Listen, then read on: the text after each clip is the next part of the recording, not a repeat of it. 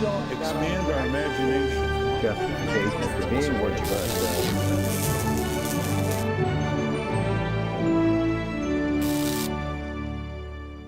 Hi there and welcome to Washington Unplugged. I'm congressional correspondent Nancy Cordes. There's a changing of the guard coming on Capitol Hill as Nancy Pelosi hands over the gavel to John Boehner as the next Speaker of the House. What challenges will he face in the 112th Congress, and is this really the last we've heard of Pelosi? Joining me to talk about these issues is managing editor for the Hill newspaper, Bob Cusack, and Politics365.com's Charles Ellison. Good morning, gentlemen. Thanks for having me on.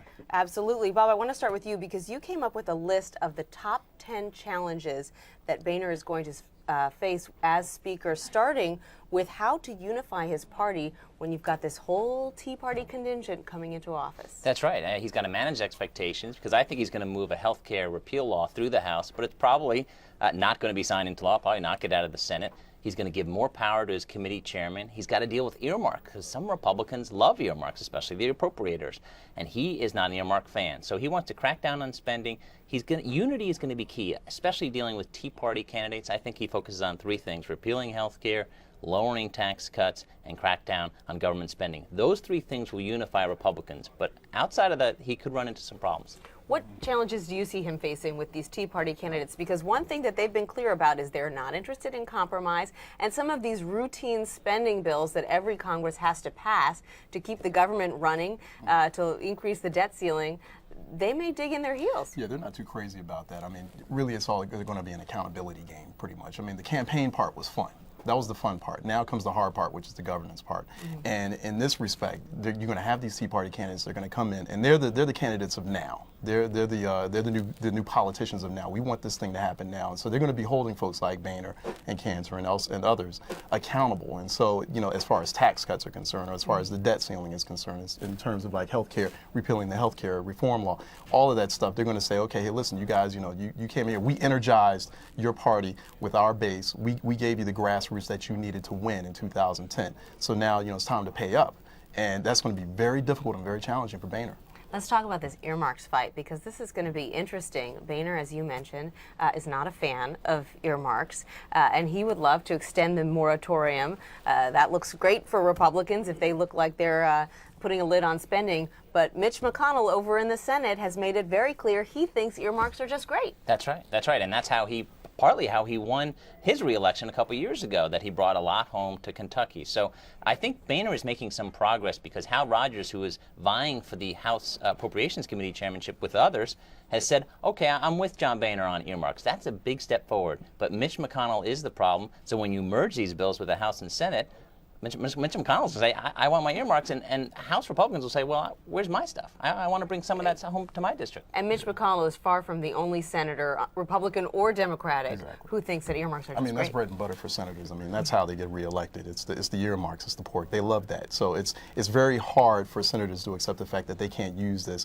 as a deal-making tool. Now, obviously, there's some sort of political opening here for the White House as well, because, you know, they can see that this is going to create a rift between Senate Republicans and also House Republicans, and they may take advantage of that. Obama may be taking advantage of that, particularly when the tax cut and debt ceiling stuff comes up. Let's talk about one other challenge for Speaker Boehner Speaker-to-be, that's brewing right now that is really fascinating to watch, and that is what his power structure is going to be, who his lieutenants are going to be, because you've got some folks like Eric Cantor, who's been in there a while. He's not being challenged.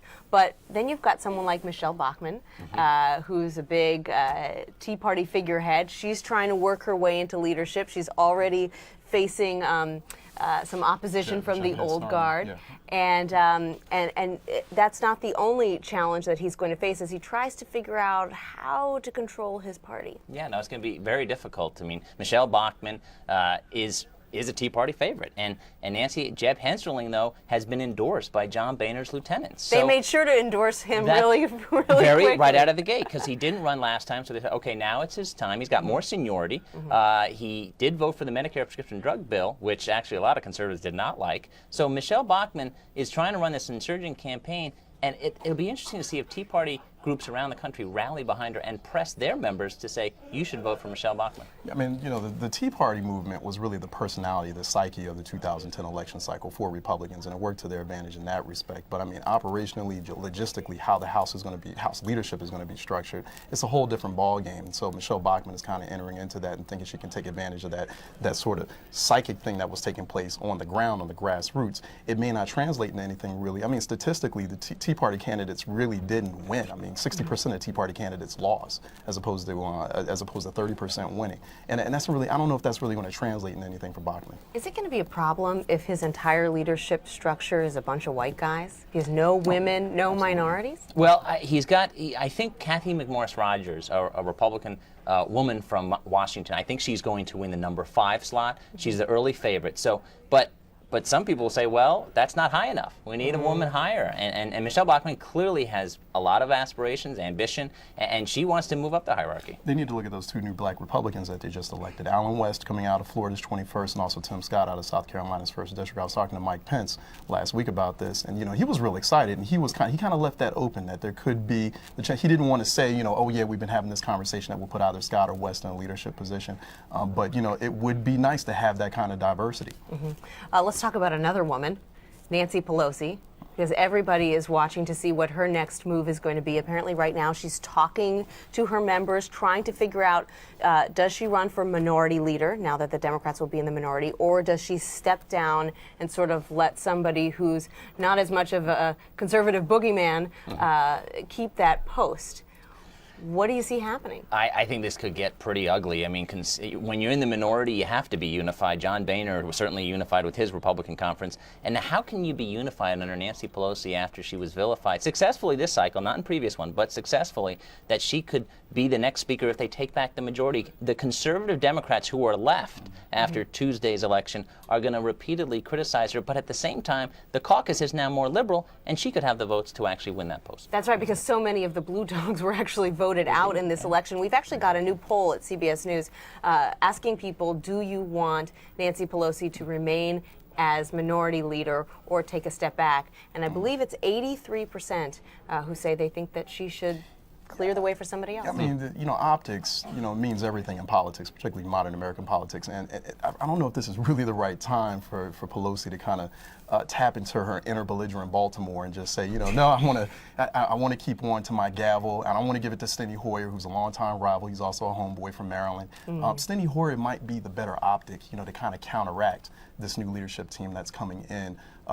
John Boehner, Cantor, and others, and also, you know, mix it up a little bit with Clyburn. You know, Clyburn also, you know, saying that, you know, he may try to make a big splash for some sort of leadership position. He wants to maintain something in there, and they have to do that.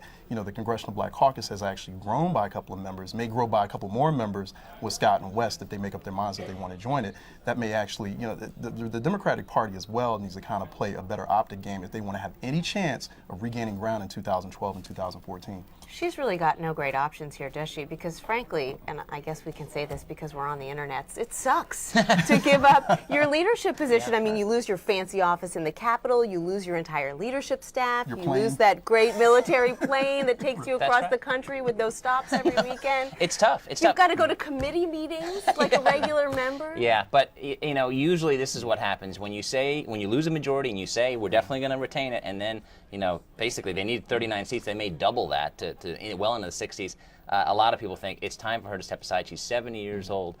This could get very, very ugly. And I'm stunned that she's taken this long to make her decision. That's right, because anyone who's going to run for that position needs time to campaign. That's right. And run. That's right. They do. Got it. All right. Well, Bob Cusack, Charles Ellison, thank you so much for joining me today. Thank you. Really appreciate it. It's been great fun. All right. In this year's midterms, candidates turn to social media, especially Facebook, to communicate with voters and organize support. But can we look at Facebook as an indicator of who voters eventually chose at the polls? Facebook's Adam Connor is with me now to help break down the numbers from Tuesday's winners and losers. Adam, thanks so much for being here. So is this true? Are you really able to predict who won and lost based on how many fans they had? Well, Facebook is not making these predictions. Our Facebook users, the voters, are the ones who are making those predictions and those affiliations. And we saw in our research that more than 70% of House races and 80% of Senate races, the candidate with the most Facebook fans ended up winning their election. Now, obviously, as candidates get savvier about how to use this technology to their advantage, a lot of their strategies change. So what was sort of the big breakthrough you saw in this election for how candidates used social media to their advantage? Sure, I think it was twofold. I think when you're in the minority, you have less tools available for you to get your message out there when you're a challenger. And so what we saw very successfully were Republicans embracing this technology as a way to get their message out, very similar to how the Democrats used the internet in 2004 and 2006 and 2008 to get their message out.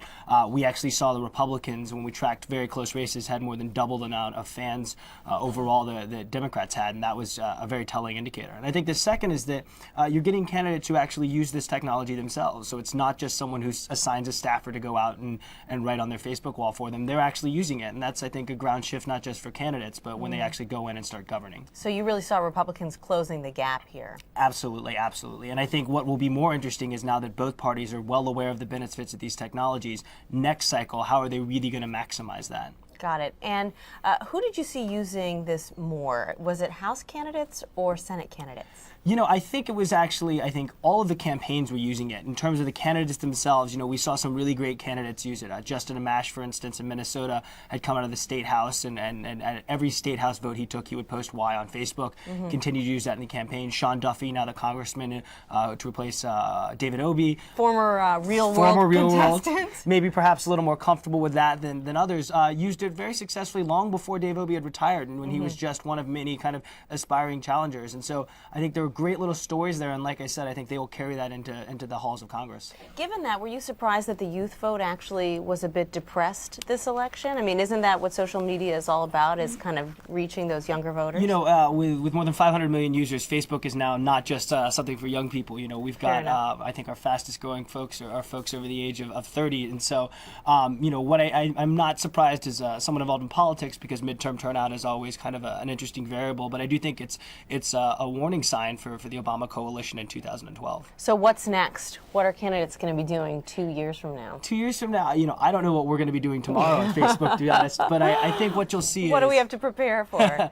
I think what you'll see is candidates using this really as a way to not just reach out to voters, but to involve voters. So don't just donate money to me. Give me my opinion on this vote I'm about to take. Give me where should my next campaign stop be, and really bring the people in a way that I think is very exciting. How do you count? How do you track the number of fans that they have on Facebook? Sure. So we actually we put together a spreadsheet of all of the competitive races and found out where they were on Facebook and had a simple tracking script to kind of follow those trends throughout time. And again, what we saw is, obviously, as you can imagine, there was an increase in frequency, around primaries and around election night. But in the places we got it wrong, so places where a candidate who had less Facebook fans won, was really a different kind of indicator of national attention. So Sharon Angle and Christine O'Donnell both had many more Facebook fans than their opponents, but that they was had really, maybe other issues. Exactly. National attention, not necessarily voters in Delaware and Nevada. Got it. All right. Adam Connor of Facebook, thank you so much for joining us today. Appreciate it. And that's it for Washington Unplugged. You can join us again on Monday at 12:30 on CBSNews.com. I'm Nancy Cordes. Thanks so much for joining us. Have a great weekend.